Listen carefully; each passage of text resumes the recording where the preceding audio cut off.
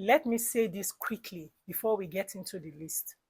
God is not sending you confusion. If a man is already making you question your worth, your value, and your sanity before marriage, that's not a red flag. That's a red billboard. In this video, I am breaking down 5 red flags that women see but ignore until it is too late. Some of you all are dating men who already showed you who they were. You just didn't want to believe it. Let's talk. Let's heal. Let's choose peace over potentials. Red flag number 1. He dismisses your emotions and calls you too sensitive. You bring up how you feel, and suddenly he's annoyed. Why are you making everything a big deal? You are too emotional. That's not even what I meant. Sis, your feelings are not too much. He is just giving too little. If a man cannot handle you communicating respectfully, sis, that's not a relationship. You are in a one-sided emotional gamble. And marriage will not fix it. It will magnify it. Trust me. Red flag number 2. He has no accountability. It's always someone else's fault. He never says, I was wrong. It's always his job's fault, his ex, his upbringing. Even when he hurts you, you are the one apologizing for how you reacted. Listen, a man who cannot take responsibility will turn marriage into survival mode. You will be doing emotional labor, damage control, and still walking on eggshells. You are not his emotional rehab center. You are a woman, not a savior. Red flag number 3.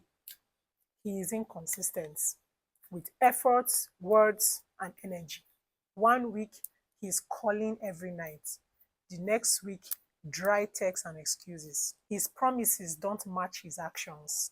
He says he wants something serious, but his behavior screams temporary situation. Consistency is love language.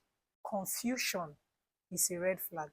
If you are ever unsure about where you stand, you are probably not standing on anything solid. Red flag number 4. He dishonors boundaries, small or big. You say, I don't like when you joke about that. He laughs and does it again. You say, please don't raise your voice at me again. He says, that's just how I talk.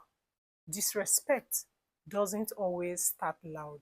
Sometimes it is small and it is disguised as sarcasm or just being real. Let me say it clearly.